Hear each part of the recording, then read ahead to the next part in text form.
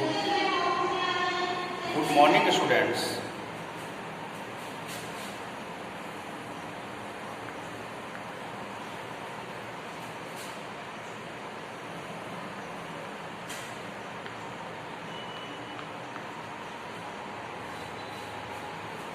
बेटा आज हम डिस्कस करेंगे आपसे एनसीईआरटी न्यूमेरिकल पोटेंशियल, यानी कि वैद्युत विभव के एनसीईआरटी न्यूमेरिकल डिस्कस करेंगे।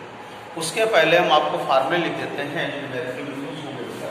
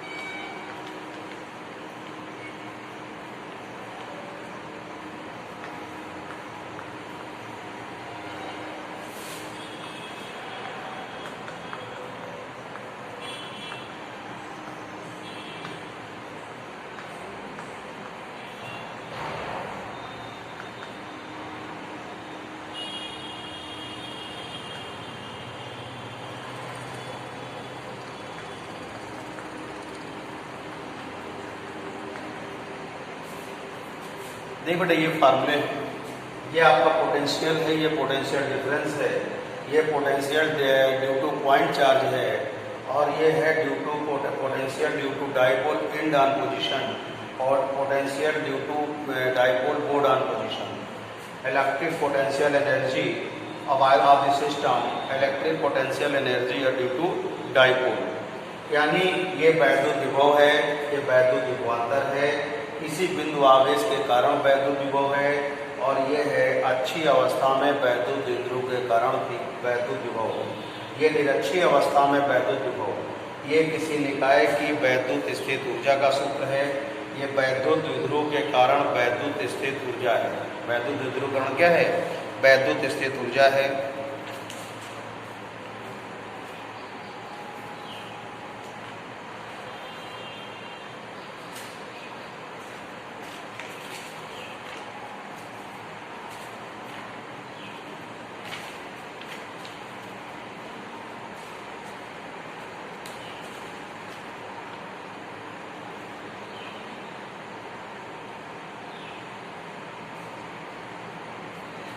देखिए एनसीईआरटी की फर्स्ट प्रॉब्लम देखते हैं बेटा।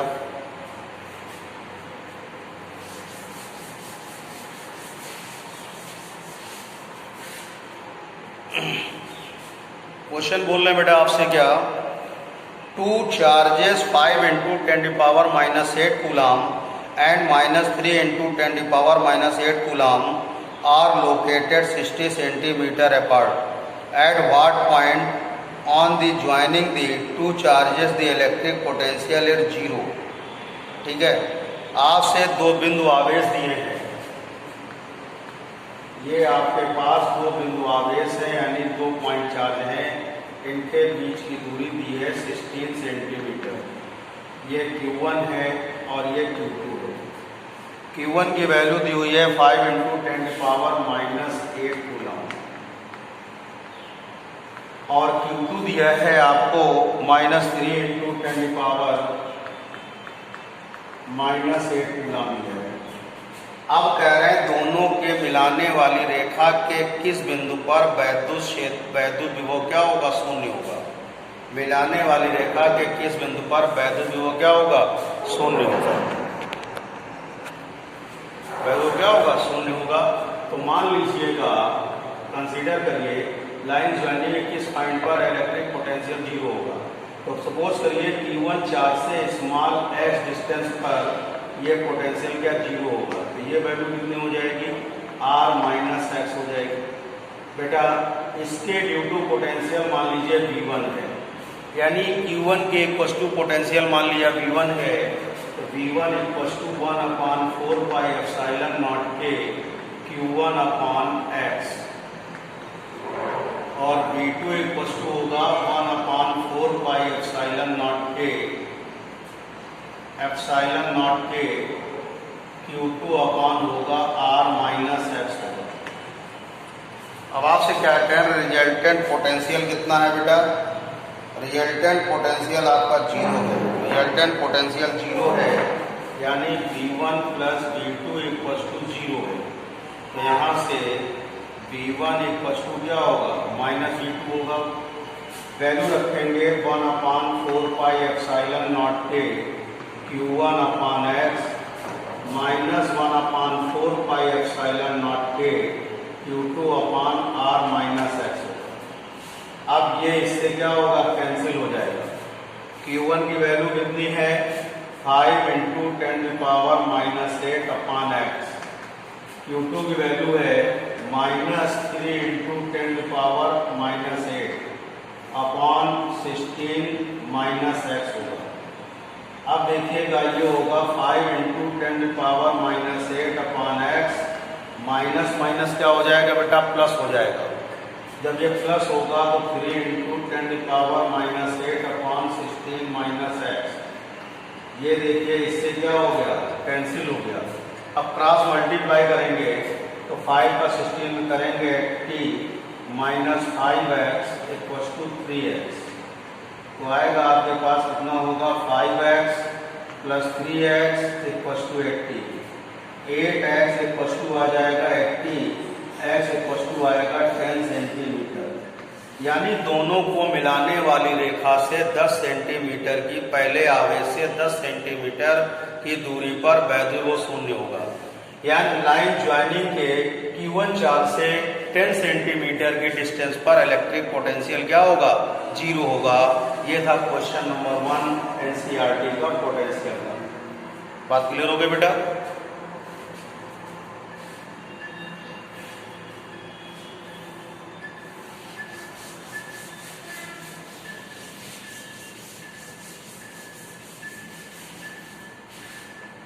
सेकेंड क्वेश्चन देखिएगा।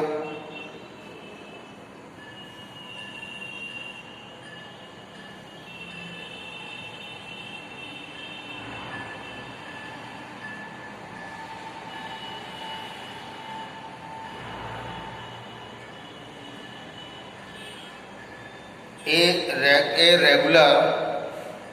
regular hexagon of size 10 centimeter has charge 5 microcoulomb at of the its vertex. Calculate the potential at the center of the hexagon. यानी हेक्सागोन का मतलब हो गया एक समषष्ठभुज है। क्या है? एक समषष्ठभुज है। हेक्सागोन का मतलब होता है एक समषष्ठभुज है।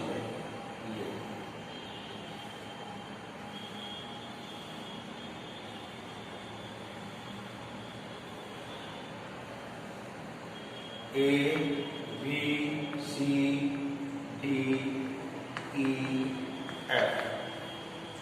अब देखिएगा इसका साइड दिया हुआ है हेक्सागोन, यानी समषष्ठभुज का साइड दिया हुआ है।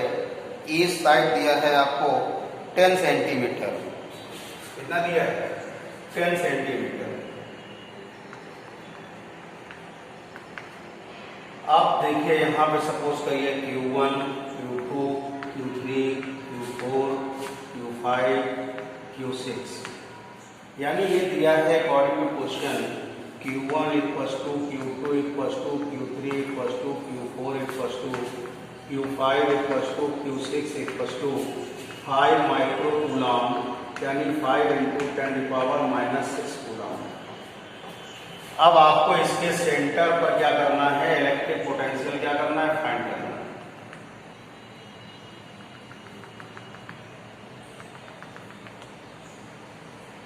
अब देखिएगा ये समषष्ठभुज यानी हेक्सागोन है। तो ये जो देख रहे हैं ये आपका टोटल क्या बनेंगे? एक्युलेटर ट्रायंगल। क्या है ये? एक्युलेटर ट्रायंगल बनेंगे, यानी समबाहु त्रिभुज बनेंगे।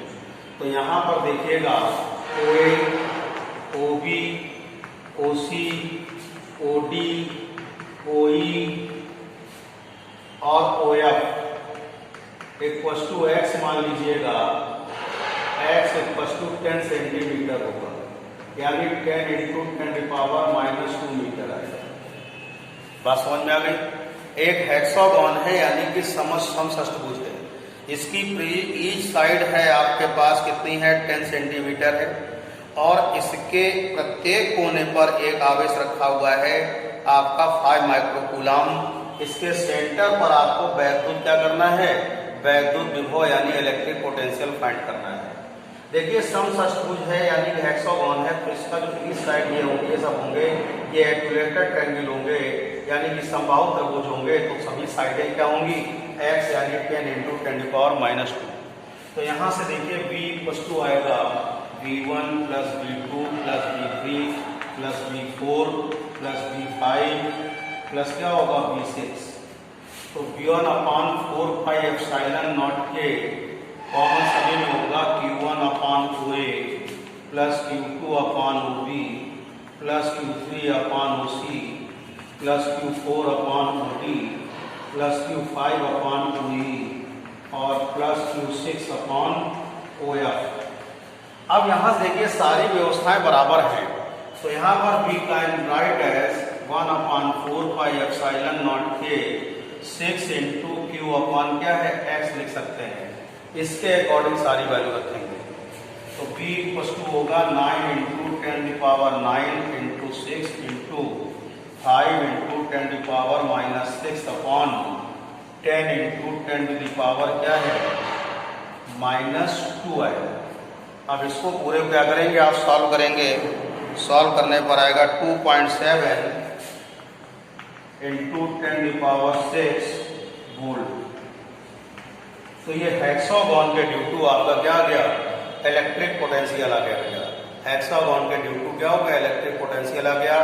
क्वेश्चन ये था कि एक समबाहु त्रिभुज है आपके पास, सॉरी एक हेक्सागोन यानी समषष्टभुज है जिसका साइड 10 सेंटीमीटर है। साइड क्या है 10 सेंटीमीटर है और 10 सेंटीमीटर साइड है और इसके ईच वर्टेक्स यानी कि प्रत्येक शीर्ष पर आपका 5 माइक्रोकूलम का चार्ज रखा है। ये देखिए सभी समबाहु त्रिभुज यानी एक्यूलेटेड ट्रायंगल बनेंगे। इसके according OA, OB, OC, OD, OA सब क्या होंगे x हो जाएंगे।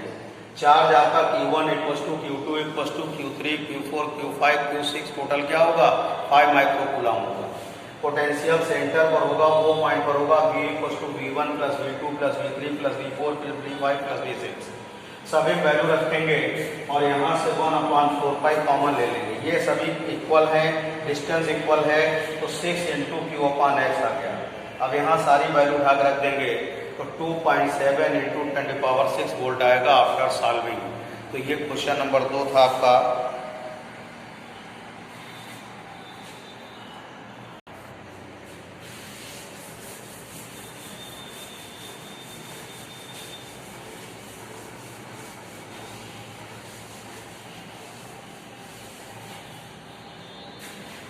बेटा नेक्स्ट क्वेश्चन दिया है 2 charge +2 microcoulomb and -2 microcoulomb is placed at points A and B।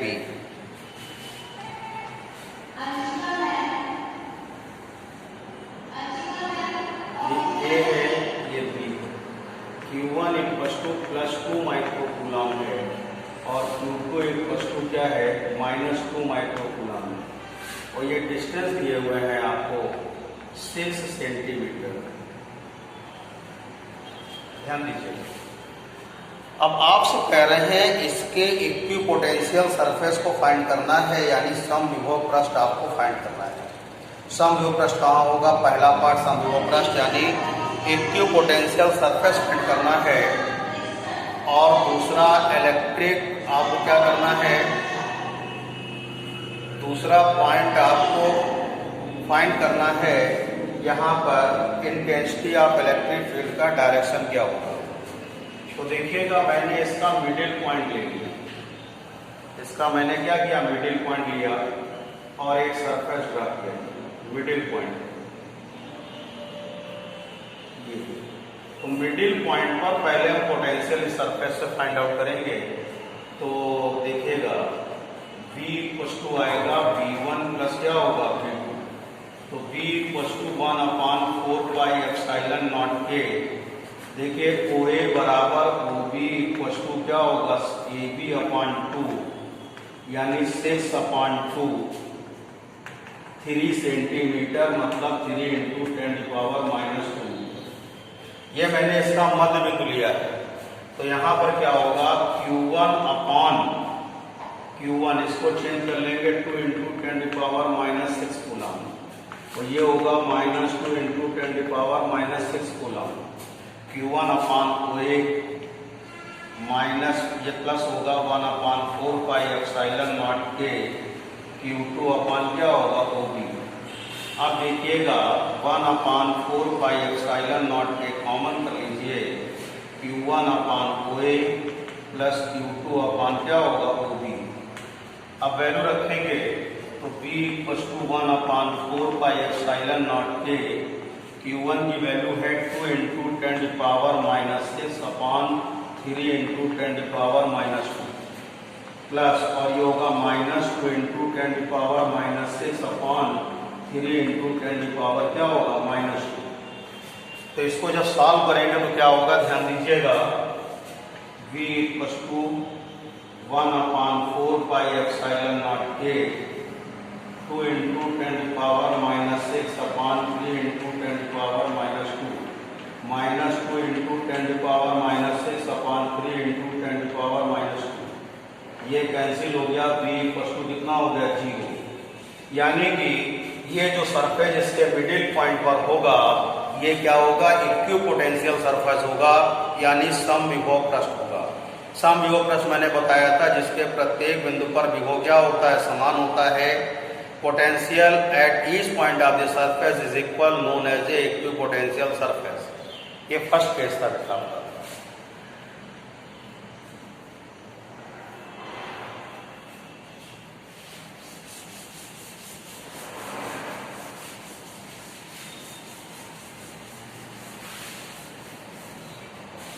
अब देखिएगा सेकेंड पार्ट।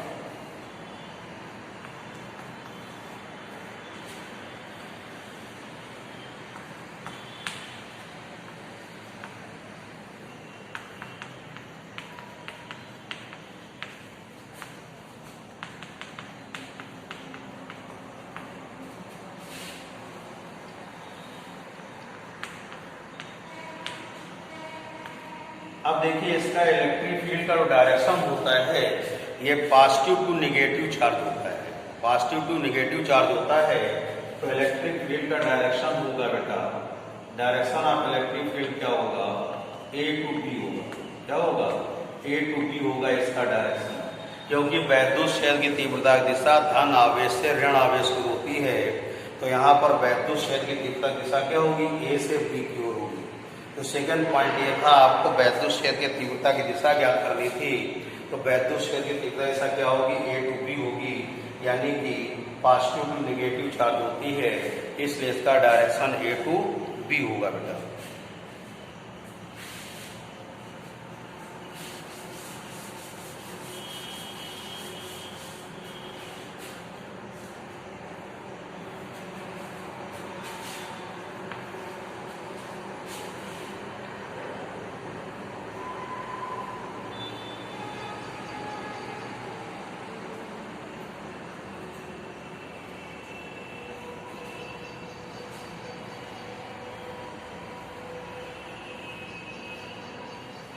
नेक्स्ट क्वेश्चन है, ए स्फेरिकल कंडक्टर ऑफ 12 सेंटीमीटर, एक गोलीय चालक है जिसकी त्रिज्या दी है 12 सेंटीमीटर और आवेश दिया है 16 × 10⁻⁻7 coulomb, distributed uniformly of the surface, यानी उस पृष्ठ पर एक समान रूप से वितरित किया गया है।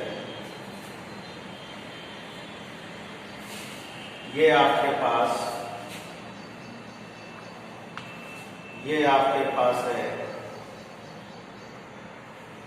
ये रेडियस है, इसका यूनिफॉर्मली क्या किया गया, डिस्ट्रीब्यूट किया गया है चार्ज।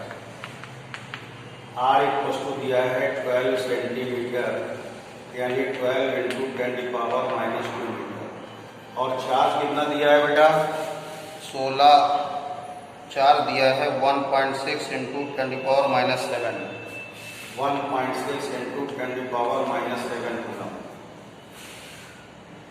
आपको what is the electric field outside of the surface, just outside the surface, at the point of 18 centimetre from the centre of the sphere. तो देखिएगा इनसाइड द सरफेस जो होगा फर्स्ट इनसाइड, यानी कि इस गोली कोस के अंदर बेटा आपको मालूम है if q equal to 0 then E equal to also 0। अगर आवेश 0 है तो वैद्युत क्षेत्र की तीव्रता यानी intensity of electric field always 0 होगी। जस्ट आउटसाइड द सरफेस के लिए क्या होगा, E equal to 1/4 pi epsilon naught के Q upon R square. E equals to 9 into 10 to the power 9 into 1.6 into 10 to the power minus 7। R की value है 12 into 10 to the power minus 2 का whole square. तो यहाँ से इसको जब आप सॉल्व करेंगे तो आएगा 10 to the power 5 न्यूटन पर कूलम, न्यूटन पर कूलम आ जाएगा। थर्ड केस है,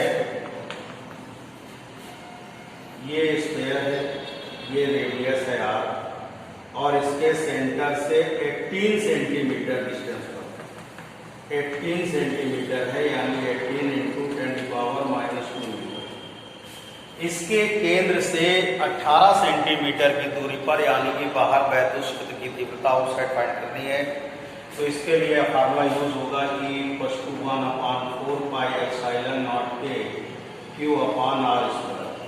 E equals to 9 into 10 to the power 9 into 1.6 into 10 to the power minus 7 upon 18 into 10 to the power minus 2 का क्या होगा, होल स्क्वायर।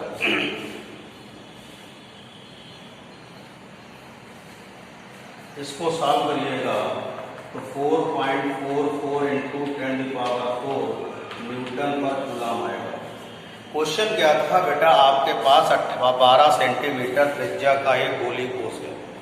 12 सेंटीमीटर त्रिज्या का क्या है, गोली कोस है, जिसके पृष्ठ के अंदर यानी inside the surface, just outside surface यानी पृष्ठ के ऊपर, और पृष्ठ से 18 सेंटीमीटर की दूरी पर वैद्युत क्षेत्र की तीव्रता यानी इंटेंसिटी ऑफ इलेक्ट्रिक फील्ड क्या करना है, आपको फाइंड आउट करना था।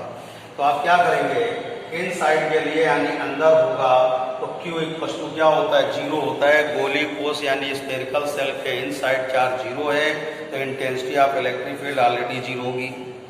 जस्ट एट द सरफेस क्या होगा, E equal to 1/4 pi, just equal surface यानी P पॉइंट यहाँ पर होगा, ये होगा आपके पास Q upon R square. Value के सॉल्व करेंगे 10 to the power 5 न्यूटन पर कूलम। इसके बाद थर्ड पॉइंट बोल रहे हैं आपसे कि आपके गोली कोस के सेंटर से 18 सेंटीमीटर दूरी पर, यानी कि सेंटर गोल स्फेरिकल सेल के सेंटर से 18 सेंटीमीटर डिस्टेंस आउटसाइड पर आपको फाइंड करना है। तो E equal to 1/4 pi epsilon naught के Q upon R square. Value रख के सॉल्व करेंगे, E इक्वल टू 4.44 इंटू 10 की पावर 4 न्यूटन पर कूलम होगा। तो आपको क्या करना है, इलेक्ट्रिक फील्ड क्या करनी है इसकी, यहाँ से इलेक्ट्रिक फील्ड फाइंड कर लिया आपने। मैंने एनसीईआरटी क्वेश्चन आपको कराए हैं, इसके अकॉर्डिंग मैं आज आपको एक न्यूमेरिकल सीट भी इसी चैप्टर की दूंगा। इसके न्यूमेरिकल आप लगाएंगे, क्योंकि मैंने सारे फार्मूले बताए हैं।